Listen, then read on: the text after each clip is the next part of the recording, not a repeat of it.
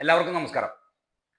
ഞാൻ വർഷങ്ങൾക്ക് മുമ്പ്, ഏതാണ്ട് 3-4 വർഷങ്ങൾക്ക് മുമ്പ്, നാഷണൽ ക്രൈം റെക്കോർഡ് ബ്യൂറോയിലെ ഡൽഹിയിലെ ഒരു സൈബർ ക്രൈം കോഴ്സ് അറ്റൻഡ് ചെയ്യാൻ വേണ്ടി പോയി.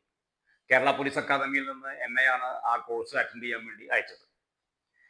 ഞാൻ അവിടെ ചെന്ന് കോഴ്സ് ആരംഭിച്ച ദിവസം തന്നെ അവിടെ ഉണ്ടായിരുന്ന ക്ലാസ് എടുക്കാൻ വന്ന ഒരു IPS ഉദ്യോഗസ്ഥൻ ഏറ്റവും മുൻവശത്തിരുന്ന എൻ്റെ മെയിൽ ID ചോദിച്ചു.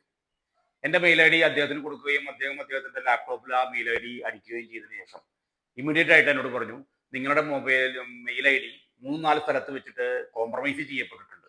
അപ്പൊ ആശങ്കാകുലനായ ഞാൻ അദ്ദേഹത്തോട് ചോദിച്ചത് എന്താണ് ഞാൻ ചെയ്യേണ്ടത് എന്ന് ചോദിച്ചപ്പോൾ അദ്ദേഹം എടുത്ത വഴിക്ക് പറഞ്ഞു, എത്രയും പെട്ടെന്ന് പൊക്കോളൂ, വെളിയിൽ ഇറങ്ങിയിട്ട് നിങ്ങളുടെ മെയിൽ ID പാസ്വേഡ് ഒന്ന് സ്ട്രോങ് ആക്കൂ.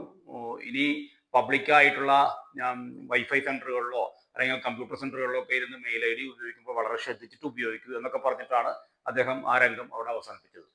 ഈ സൈബർ ക്രൈമിന്റെ ചതിക്കുഴികൾ തന്നെയാണ് ഇന്നലെ ഞാനും എൻ്റെ മകളും കൂടി കാണാൻ പോയ പാട്രിയറ്റ് എന്ന് പറയുന്ന സിനിമയിൽ കാഴ്ചവെച്ചിട്ടുള്ളത്.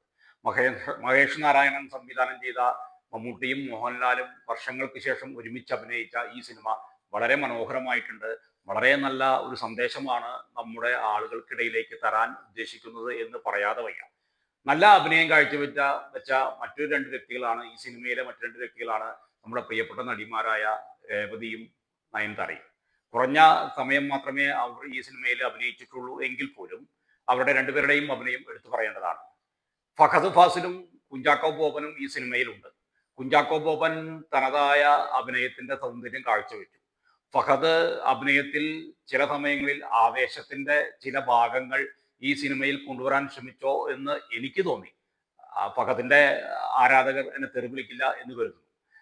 എന്ത് തന്നെയായിരുന്നാലും സൈബർ ക്രൈമും സൈബർ ലോകത്തെ ചതിക്കുഴികളും വിളംബരം ചെയ്യുന്ന ആളുകൾക്കിടയിലേക്ക് എത്തിക്കാൻ ശ്രമിക്കുന്ന ഈ സിനിമ വളരെ മനോഹരമായിട്ടുണ്ട്. നമുക്കറിയാം, ഭരണകൂടം നമ്മളെ നിരന്തരം നിരീക്ഷിച്ചുകൊണ്ടിരിക്കുന്നു എന്നുള്ള വസ്തുത, അല്ലെങ്കിൽ ആ നിരന്തരം നിരീക്ഷിക്കുന്ന വസ്തുത കോർപ്പറേറ്റുകൾക്ക് വേണ്ടിയിട്ടുള്ളതാണ് എന്ന് നമുക്ക് ഊഹിച്ചാൽ മനസ്സിലാക്കാൻ പറ്റുന്നതേയുള്ളൂ. പലപ്പോഴും പല സുഹൃത്തുക്കളും അക്കൗണ്ടിൽ നിന്ന് പണം പോയി, ഒരു ക്ലിക്ക് മാത്രമേ ചെയ്തുള്ളൂ എന്നൊക്കെ പറഞ്ഞുകൊണ്ട് പോലീസ് ഉദ്യോഗസ്ഥനായിരുന്ന എന്നെ വിളിക്കാറൊക്കെ ഉണ്ട്. എൻ്റെ ഒരു സുഹൃത്തിൻ്റെ മകൻ്റെ 15 ലക്ഷം രൂപയാണ് സൈബർ ക്രൈമിൽ പെട്ടിട്ട് പോയത്.